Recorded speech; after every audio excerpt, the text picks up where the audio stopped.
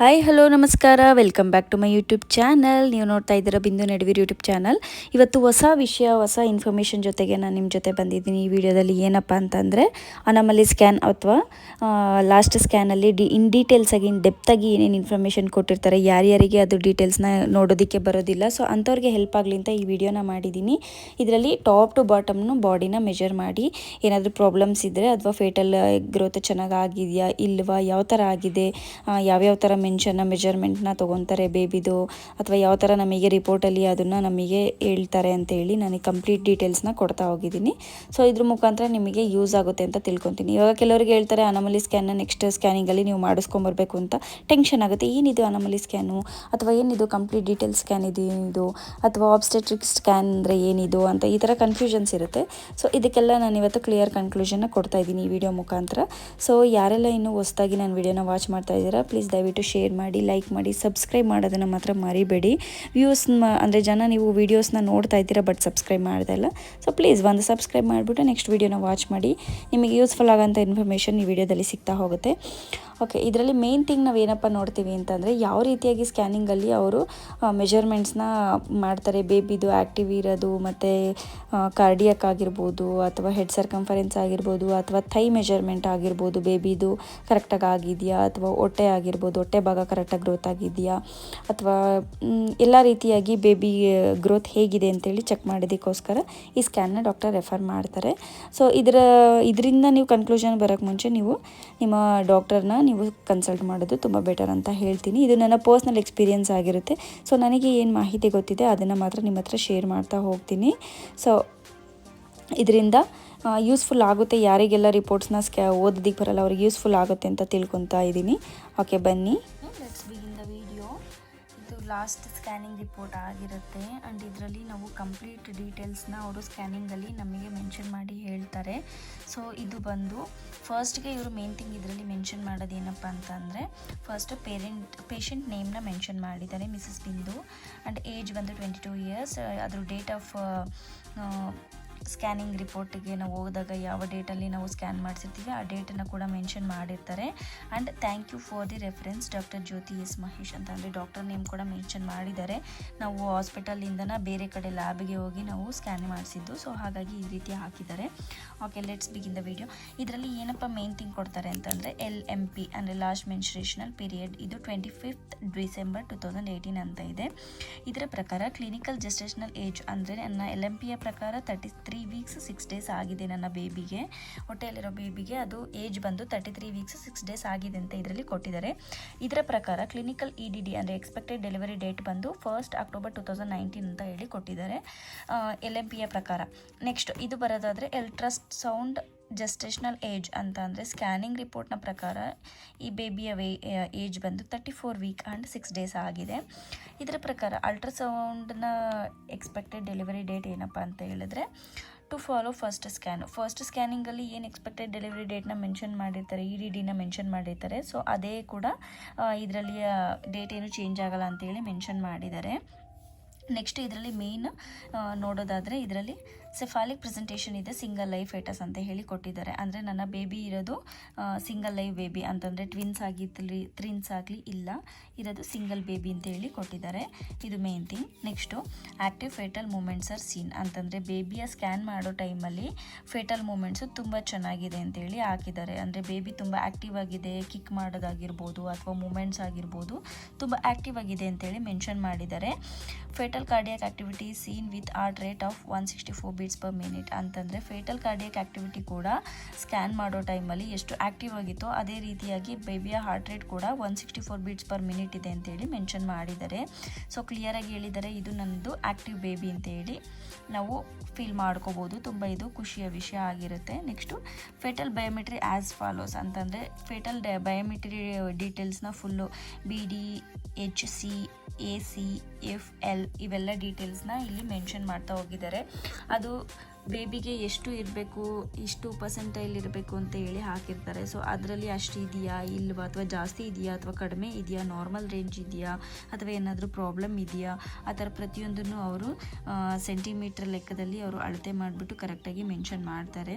So ಇದು ನನ್ನ ಬೇಬಿಯ BD ಅಂದರೆ ಬೈಪೀರಿಯಲ್ ಡೈಮೀಟರ್, ಇದು ತುಂಬ ಚೆನ್ನಾಗಿದೆ, ನಾರ್ಮಲ್ ಇದೆ ಅಂತ ಹೇಳಿದ್ದಾರೆ. ಹೆಡ್ ಸರ್ಕಂಫರೆನ್ಸ್ ಆಗಿರ್ಬೋದು, ಅಂದರೆ ತಲೆ ಏನಾದರೂ ಪ್ರಾಬ್ಲಮ್ ಆಗಿದೆಯಾ ಅಥವಾ ನೀಟಾಗಿ ಡೆವಲಪ್ ಆಗಿಲ್ವಾ ಅಥವಾ ತುಂಬ ಸಣ್ಣ ಇದೆಯಾ, ಆ ಏಜಿಗೆ ಎಷ್ಟು ಸೆಂಟಿಮೀಟರ್ ಇರಬೇಕು ಅಷ್ಟು ಇದೆಯಾ ಅಥವಾ ಕಡಿಮೆ ಇದೆಯಾ, ಈ ಥರದನ್ನೆಲ್ಲನ ಇಲ್ಲಿ ಮೆನ್ಷನ್ ಮಾಡ್ತಾ ಹೋಗ್ತಾರೆ. ಅಬ್ಡೋಮಿನಲ್ ಸರ್ಕಂಫರೆನ್ಸ್ ಆಗಿರ್ಬೋದು, ಫಿಮೋರಲ್ ಲೆಂತ್ ಆಗಿರ್ಬೋದು, ಎಷ್ಟು ಸೆಂಟಿಮೀಟರ್ ಇರಬೇಕು ಅಂತ ಅದು ರೆಫರೆನ್ಸ್ ಇರುತ್ತೆ, ಅಷ್ಟು ಇದೆಯಾ ಅಥವಾ ಇಲ್ವಾ, ಅದ್ರ ಪ್ರಕಾರ ಎಷ್ಟು ಏಜ್ ಆಗಿರ್ಬೋದು. ಇವಾಗ BD ಬಂದು 35 ವೀಕ್ಸು 0 ಡೇ ಅಂತ ಬರುತ್ತೆ. ಇದರಲ್ಲಿ 35 ವೀಕ್ಸು 2 ಡೇಸ್ ಅಂತ ಇದೆ. ಹೆಡ್ ಸರ್ಕಂಫರೆನ್ಸ್ನ ನೋಡಿಕೊಂಡ್ರೆ ಬೇಬಿ ಏಜು, ಅಬ್ಡೋಮಿನಲ್ ಸರ್ಕಂಫರೆನ್ಸ್ ನೋಡಿಕೊಂಡ್ರೆ 33 ವೀಕ್ಸ್ 5 ಡೇಸ್ ಅಂತ ಹೇಳಿ ಬರ್ತಾ ಇದೆ. ಸೊ ಈ ಥರ ಇದು ಚೇಂಜಸ್ ಆಗ್ತಾ ಹೋಗುತ್ತೆ.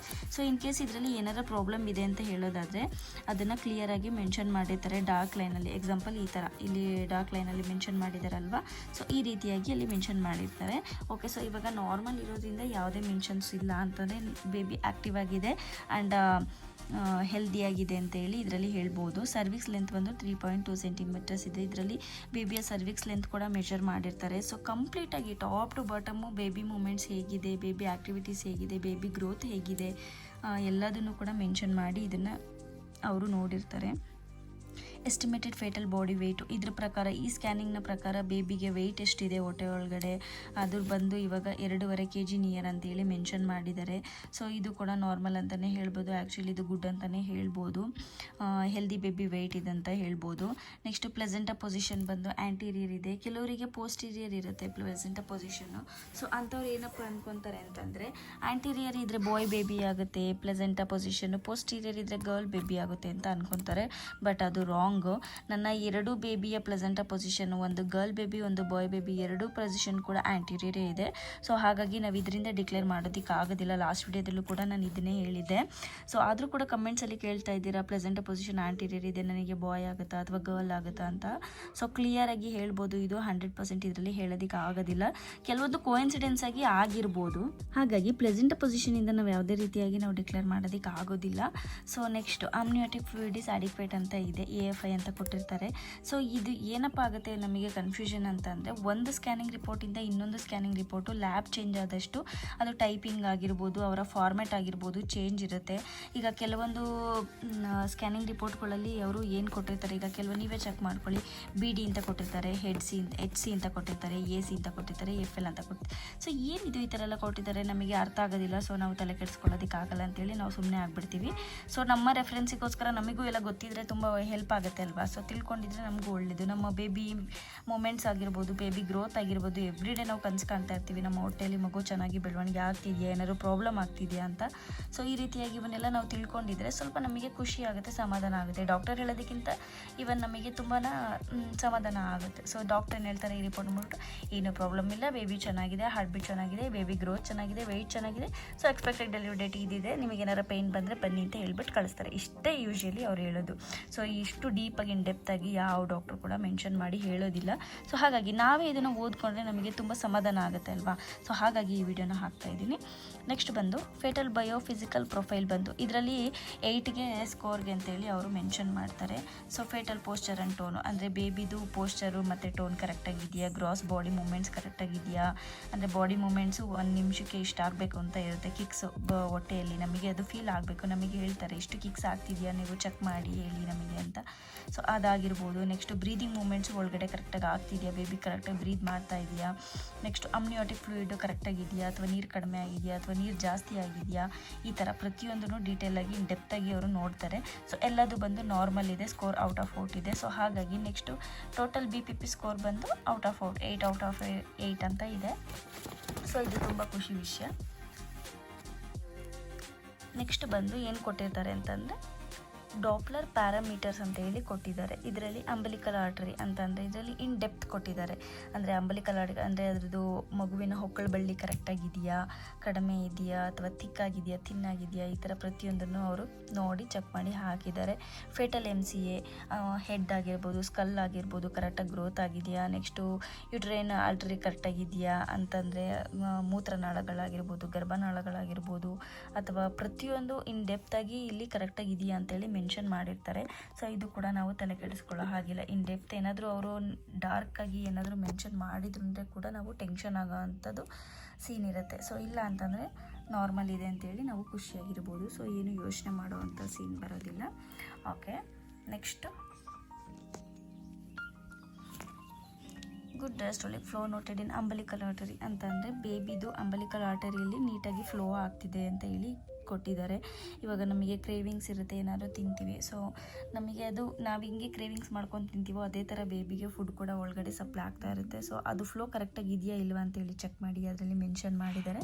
Next no compensatory flow in MCA, ಅಂದರೆ ಏನು ಬೇರೆ ಥರ ಏನು ಪ್ರಾಬ್ಲಮ್ ಇಲ್ಲ, ಕರೆಕ್ಟಾಗಿದೆ ಫ್ಲೋ ಅಂತೇಳಿ ಹಾಕಿದ್ದಾರೆ. Next normal spectral flow pattern absence of ಇದು ಕೂಡ ಏನು ಪ್ರಾಬ್ಲಮ್ ಇಲ್ಲ ಅಂತೇಳಿ ಮೆನ್ಷನ್ ಮಾಡಿದ್ದಾರೆ. ಸೊ ನೆಕ್ಸ್ಟು ಫೈನಲ್ ಆಗಿ ಇಂಪ್ರೆಷನ್ ಹಾಕಿರೋದು ಏನಂತಂದರೆ ನಮಗೆ ಈ ಸ್ಕ್ಯಾನಿಂಗ್ನ ಪ್ರಕಾರ ಬೇಬಿ ಏಜ್ ಬಂದು 34 ವೀಕ್ಸ್ 6 ಡೇಸ್ ಅಂತ ಹೇಳಿ ಹಾಕಿದ್ದಾರೆ. ಸೊ ನಿಯರ್ಲಿ 35 ವೀಕ್ಸ್ ಅಂತ ಹೇಳ್ಬೋದು. ಸೊ ಇದರಲ್ಲಿ ಸಿಂಗಲ್ ಲೈವ್ ಇದೆ ಅಂತೇಳಿ ದೊಡ್ಡದಾಗಿ ಮೆನ್ಷನ್ ಮಾಡಿದ್ದಾರೆ. ಅಂದರೆ ಟ್ವಿನ್ ಬೇಬಿ ಎಲ್ಲ, ಇದು ಸಿಂಗಲ್ ಬೇಬಿನೇ, ಸಿಂಗಲ್ ಫೇಟಸ್ಸೇ ಇರೋದು ಅಂತೇಳಿ ಕ್ಲಿಯರಾಗಿ ಮೆನ್ಷನ್ ಮಾಡಿದ್ದಾರೆ. ನೆಕ್ಸ್ಟ್ ನಾರ್ಮಲ್ ಡಾಪ್ಲರ್ ಸ್ಟಡಿ ಅಂತೇಳಿ ಹಾಕಿದ್ದಾರೆ. ಇದರಲ್ಲಿ ಯಾವುದೇ ಥರ ಏನೇ ಪ್ರಾಬ್ಲಮ್ಸ್ ಇಲ್ಲ, ನಾರ್ಮಲ್ ಆಗಿದೆ, ಬೇಬಿ ಕೂಡ ತುಂಬ ಹೆಲ್ದಿಯಾಗಿದೆ ಅಂತೇಳಿ ಮೆನ್ಷನ್ ಮಾಡಿದ್ದಾರೆ. ಆ್ಯಂಡ್ ಲಾಸ್ಟಲ್ಲಿ ಫೈನಲ್ ಆಗಿ ಯಾರು ಸ್ಕ್ಯಾನಿಂಗ್ ಮಾಡಿರ್ತಾರೆ ಅವರು ಡಿಕ್ಲರೇಷನ್ನ ಇಲ್ಲಿ ಮೆನ್ಷನ್ ಮಾಡಿದ್ದಾರೆ. ಏನಪ್ಪ ಅಂತಂದರೆ declare that while conducting ultrasonography imagine on Mrs Bindu I have neither detected not disclosed the sex of a fetus to anybody in any manner. ಅಂತಂದರೆ ನಾನು ಬೇಬಿ ಜೆಂಡರ್ನ ಯಾವುದೇ ಕಾರಣಕ್ಕೂ ನಾನು ತಾಯಿ ಹತ್ರ ಆಗಲಿ ಅಥವಾ ಪೇರೆಂಟ್ಸ್ ಹತ್ರ ಆಗಲಿ ನಾನು ರಿವೀಲ್ ಮಾಡಿಲ್ಲ, ಇದು 100% ಶೋರ್ ಅಂತೇಳಿ ಯಾರು ನಮಗೆ ಸ್ಕ್ಯಾನಿಂಗ್ ಮಾಡಿದ್ರು ದಿವ್ಯಾ ಡಾಕ್ಟರ್ ಅನ್ನೋರು ಅವರು ಕನ್ಕ್ಲೂಷನ್ ಅಂತೇಳಿ ಕ್ಲಿಯರಾಗಿ ಡಿಕ್ಲೇರ್ ಮಾಡಿದ್ದಾರೆ. ಸೊ ನಾವು ಫೈನಲಾಗಿ ನಾವು ಏನು ತಿಳ್ಕೊಬೇಕಪ್ಪ ಅಂತಂದರೆ ನಮಗೆ ಅದು ಬೇಬಿ ಗರ್ಲ್ ಆಗಿರ್ಬೋದು, ಬೇಬಿ ಬಾಯ್ ಆಗಿರ್ಬೋದು, ಸೊ ಹುಟ್ಟಿದಾಗ ಮಗು ಒಂದೇ ಯಾವುದಾದ್ರೇನು ನಾವು ಏನು ಪ್ರೇ ಮಾಡಬೇಕಪ್ಪ ದೇವ್ರ ಹತ್ರ ಅಂತಂದರೆ ಯಾವುದೇ ಪ್ರಾಬ್ಲಮ್ ಇಲ್ದಂಗೆ ಹೆಲ್ದಿ ಬೇಬಿ ನಮಗೆ ಹೊರಗಡೆ ಬಂದರೆ ಸಾಕಪ್ಪ ಅಂತ ನಾವು ಖುಷಿಯಾಗಿ ನಾವು ಬೇಡ್ಕೋಬೇಕಾಗುತ್ತೆ. ಸೊ ಅಟ್ ಲಾಸ್ಟ್ ಇವಾಗ ನಾವು ಇನ್ ಕೇಸ್ ನಾವು ಬೇಡ್ಕೊಂಡಿರ್ತೀವಿ ನಮಗೆ ಬೇಬಿ ಗರ್ಲೇ ಆಗಬೇಕು ಅಥವಾ ಬೇಬಿ ಬಾಯ್ ಆಗಬೇಕು ಅಂತ, ಸೊ ನಾವು ಬರೀ ಅದ್ರ ಬಗ್ಗೆನೇ ಜೆಂಡರ್ ಬಗ್ಗೆನೇ ನಾವು ತಲೆ ಕೆಡಿಸ್ಕೊಂಡಿದ್ದಾಗ ಬೇಬಿಗೆ ಏನಾದರೂ ಹೆಲ್ತ್ ಇಶ್ಯೂಸ್ ಆದಾಗ ಎಷ್ಟು ಡಿಫರ್ ಆಗುತ್ತೆ, ಎಷ್ಟು ಟೆನ್ಷನ್ ಆಗುತ್ತೆ ಅಲ್ವಾ. ಸೊ ಹಾಗಾಗಿ ಇವಾಗ ಹೆಣ್ಣಾಗಲಿ ಗಂಡಾಗಲಿ ನಾವು ಎರಡೂ ನಾವು ನೋಡ್ಕೊಳ್ಳೇಬೇಕು, ಎರಡೂ ನಾವು ಕೇರ್ ಮಾಡಲೇಬೇಕು. ಸೊ ಹಾಗಾಗಿ ನಾವು ಅದ್ರ ಬಗ್ಗೆ ತಲೆ ಕೆಡಿಸ್ಕೊಳ್ಳೋ ಬದಲು ಹೆಲ್ದಿ ಬೇಬಿ ವೆಯ್ಟಿಗೆ ಏನು ಬೇಕು, ಹೆಲ್ದಿ ಬೇಬಿ ಗ್ರೋತ್ಗೆ ಏನೆಲ್ಲ ನಾವು ಪ್ರಿಕಾಷನ್ಸ್ ತೊಗೋಬೇಕು, ಸೊ ಅದ್ರ ಬಗ್ಗೆ ಕಾನ್ಸಂಟ್ರೇಟ್ ಮಾಡಿದ್ರೆ ಹೆಲ್ಪ್ ಆಗುತ್ತೆ ಅನ್ನೋದು ನನ್ನ ಪರ್ಸ್ನಲ್ ಒಪಿನಿಯನ್ ಆಗಿರುತ್ತೆ. ಸೊ ಇಷ್ಟೆಲ್ಲ ಏನೇನು ಇಂಪಾರ್ಟೆನ್ಸ್ ಆಗಿ ನಾನು ಮಾಹಿತಿನ ಕೊಟ್ಟಿದ್ದೀನಿ ಇದೆಲ್ಲ ಪರ್ಸ್ನಲ್ಲಾಗಿ ನನ್ನ ಎಕ್ಸ್ಪೀರಿಯನ್ಸ್ನ ಮುಖಾಂತರ ಕೊಟ್ಟಿರೋವಂಥದ್ದು. ಸೊ ಇದರಿಂದ ಯಾವುದೇ ಕನ್ಕ್ಲೂಷನ್ಗೆ ಬರೋದಕ್ಕೂ ಮುಂಚೆ ನೀವು ನಿಮ್ಮ ಡಾಕ್ಟರ್ ಯಾರಿದ್ದಾರೆ, ನಿಮ್ಮ ಗೈನಕಾಲಜಿಸ್ಟ್ ಯಾರಿದ್ದಾರೆ, ನಿಮ್ಮ ಪ್ರೆಗ್ನೆನ್ಸಿ ಡಾಕ್ಟರ್ ಯಾರಿದ್ದಾರೆ ಅವ್ರನ್ನ ಕನ್ಸಲ್ಟ್ ಮಾಡಿ ನೀವು ಏನೇ ಇದ್ರೂ ಡಿಕ್ಲೇರ್ ಮಾಡ್ಕೊಳ್ಳೋದು ಒಳ್ಳೆಯದು ಅಂತ ನಾನು ಹೇಳ್ತೀನಿ. ಸೊ ಇದು ಫೈನಲ್ ಆಗಿ ಕ್ಲಿಯರಾಗಿ ಇದು ನನ್ನ ಪರ್ಸ್ನಲ್ ಎಕ್ಸ್ಪೀರಿಯನ್ಸ್ ಆಗಿರುತ್ತೆ. ಸೊ ಇದು ಯಾವುದೇ ರೀತಿಯ ನಿಮಗೆ ಪ್ರಚೋದನೆ ಕೊಡುವಂಥ ಇನ್ಫಾರ್ಮೇಷನ್ ಅಲ್ಲ ಅಂತ ನಾನು ಕ್ಲಿಯರಾಗಿ ಹೇಳ್ತಾ ಇದ್ದೀನಿ. So thank you so much. ಇದು ವಿಡಿಯೋ ನಿಮಗೆ ಎಲ್ಲರಿಗೂ ಹೋಪ್ಫುಲಿ ಯೂಸ್ಫುಲ್ ಆಗಿದೆ ಅಂತ ಭಾವಿಸ್ತೀನಿ. ಸೊ ನೆಕ್ಸ್ಟ್ ವಿಡಿಯೋದಲ್ಲಿ ಸಿಗ್ತೀನಿ. ಅಲ್ಲಿವರೆಗೂ take care, tata, bye, I love you all.